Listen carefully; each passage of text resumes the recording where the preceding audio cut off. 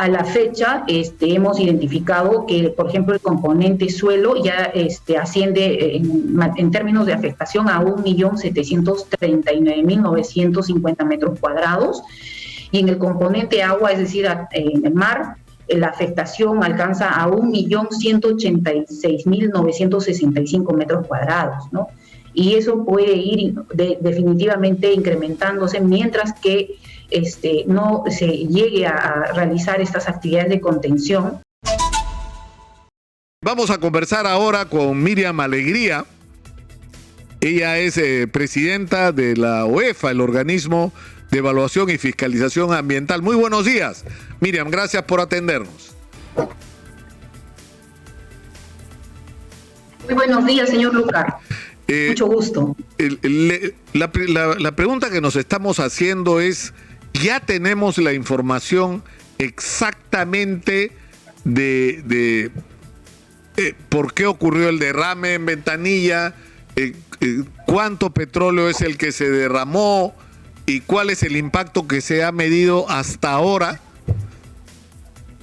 Sí, esa es una información que se está procesando en el marco de la supervisión que hemos iniciado el día domingo 16. Todavía la supervisión continúa y obviamente esto es una información que se tiene que todavía analizar para poder dar conclusiones. Recordemos que el procedimiento administrativo sancionador que se basa en este proceso de supervisión previa es confidencial. Sin embargo, nosotros estamos reportando de manera muy general también para poder informar a la población el detalle de nuestro trabajo para que se pueda ver que nosotros estamos ahí avanzando, obviamente con la recolección de la información que es necesaria para que podamos determinar la responsabilidad en la empresa. Ahora, lo que ha llamado la atención, Miriam, es que lo que uno esperaría de una empresa de las características, no solo del tamaño de la empresa, digamos, y la experiencia en el rubro de Repsol, en el caso del petróleo, sino por las características de la operación. Es decir, descargar petróleo supone riesgos, ¿no es cierto? Que ocurran accidentes y el riesgo más grave es precisamente el del derrame. Entonces, supuestamente debería haber protocolos de respuesta inmediata, ¿no es cierto? Efectivamente, sí, efectivamente, todos los operadores que realizan este tipo de actividades, en el marco justamente de sus estudios de impacto ambiental, cuentan con un protocolo que debe activarse inmediatamente ante la ocurrencia de este tipo de eventos, ¿no? De acuerdo a la información que nosotros hemos recibido de la empresa, en el marco justamente del reporte de emergencia ambiental, la empresa señaló a OEFA que había activado su protocolo de contingencia o su plan de contingencia para paralizar la actividad que en ese momento estaba desarrollando, que era el de descarga de crudo, y desplegar algunas acciones de contención de hidrocarburos sobre la base obviamente de la extensión que ellos reportaron en su momento, que era de 2,5 metros cuadrados y de una cantidad de 0.16 barriles de petróleo, ¿no? Eso es lo que se nos informó en el marco de este reporte de plan de este reporte de emergencia, ¿no? Y eso es lo que obviamente ha llegado a EFA de manera inicial, ¿no? Claro, pero la realidad, porque se ha hablado de 6.000 barriles, ¿no? ¿Por qué se ha hablado de 6.000 barriles? Entendemos que esa es la información que preliminarmente ha mencionado la empresa, pero yo no quisiera adelantar porque nosotros tenemos que procesar toda la información que estamos en este momento recabando para poder determinar con exactitud esa información y sobre la base de eso determinar la responsabilidad. Claro, porque lo que no se entiende es cómo puedes tener un plan de contingencia y se produce un derrame tan grande, porque apenas ocurre el incidente se corta el flujo y se supone que no debe ser tan grande como el que aparentemente ha sido.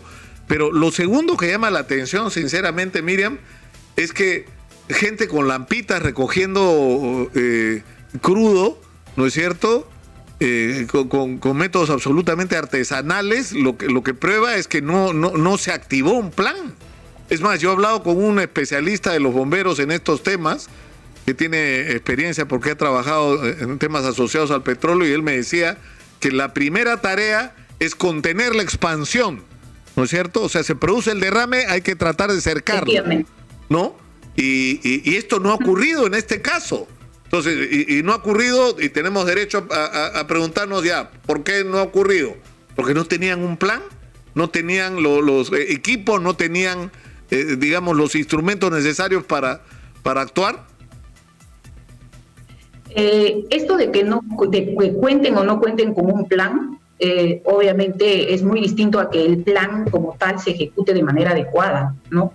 Como le estaba repitiendo, de acuerdo a lo que reportó la empresa en su reporte de emergencia, ellos señalaron que activaron su plan de emergencia. Es decir, sí contaban con el plan, pero vamos a ver si efectivamente se ejecutó de la manera más adecuada. Y eso es lo que estamos, obviamente, nosotros investigando, ¿no?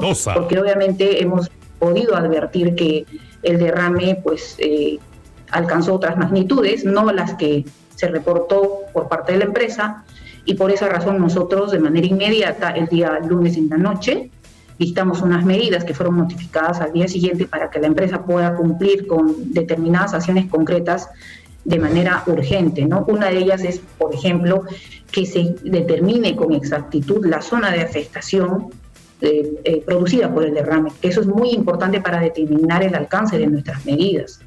En segundo lugar, también hemos dispuesto que la empresa proceda a realizar una limpieza en todas las zonas afectadas, en todas las playas, porque eso es súper importante para que el petróleo no siga contaminando, obviamente, estas zonas, y para eso también le hemos dado un plazo de 10 días hábiles a la empresa. Asimismo, también, como usted señala, acá es importante que la empresa realice acciones de contención del hidrocarburo en el mar. Y eso obviamente implica desplegar una serie de metodologías técnicas que obviamente ellos lo conocen y que nos va a permitir que el petróleo ya no siga dispersándose en zonas adicionales, ¿no? Y además de que una vez que se contenga el petróleo, este petróleo tiene que ser recuperado. También hay otras metodologías técnicas para poder recuperar de manera adecuada el petróleo, ¿no? Esa es en realidad las actividades básicas y urgentes que ellos deben realizar de manera inmediata, ¿no? Además, producida la limpieza de las zonas afectadas, también ese material peligroso o también no peligroso tiene que ser dispuesto de manera adecuada, ¿no? Y para eso hay empresas especializadas que realizan esta actividad, ¿no? Para tanto el traslado, el almacenamiento de ese material. Miriam, ustedes han dicho que hasta ayer, corríjame si la cifra no es exacta, la zona afectada por el derrame llega a 1.739.000 metros cuadrados. Eso es una... Sí, efectivamente. Sí, nosotros como nuestra supervisión todavía continúa de manera permanente, hemos ido identificando zonas adicionales a las que preliminarmente habíamos señalado. A la fecha hemos identificado que, por ejemplo, el componente suelo ya asciende en términos de afectación a 1.739.950 metros cuadrados, y en el componente agua, es decir, en el mar, la afectación alcanza a 1.186.965 metros cuadrados, ¿no? Y eso puede ir definitivamente incrementándose mientras que no se llegue a realizar estas actividades de contención, porque eso es muy importante para evitar que, como le decía, el hidrocarburo siga dispersándose en zonas adicionales. Ahora, qué increíble que estemos ante una situación como esta. ¿Cuándo vamos a tener, para terminar, Miriam, un reporte completo de lo que pasó? Es decir, de las causas reales del incidente, de la cantidad real de petróleo que se derramó y de cuál fue realmente el comportamiento y los protocolos que la empresa Repsol aplicó. ¿Cuándo vamos a tener la respuesta a esas interrogantes? Nosotros, como todavía usted podrá apreciar, el evento sigue ocurriendo, estamos en pleno proceso de recolección de información, estamos en proceso de supervisión, tenemos que analizar esta información y obviamente al tratarse de una situación tan grave, nosotros vamos a ponerle toda la celeridad del caso para que en los siguientes días podamos emitir el informe de supervisión, porque todo esto finalmente se traslada a un informe que va a sustentar el inicio de un procedimiento administrativo sancionador, ¿no? Pero sin perjuicio, obviamente, de esto que es administrativo, que puede conducir obviamente a la imposición de una sanción traducida en una multa que para estos casos tan graves asciende inclusive a una suma de 30.000 UITs. Hay medidas concretas que se tienen que cumplir, a las cuales le estamos haciendo seguimiento permanente en paralelo a la supervisión para efectos de poder también ir verificando que la empresa cumpla con estas acciones que nosotros... que ustedes van a establecer. Está muy claro, Miriam. Le agradezco mucho, ha sido muy gentil. Miriam Alegría, presidenta de la OEFA, Organismo de Evaluación y Fiscalización Ambiental, ha estado con nosotros. Muy gentil, muy buenos días.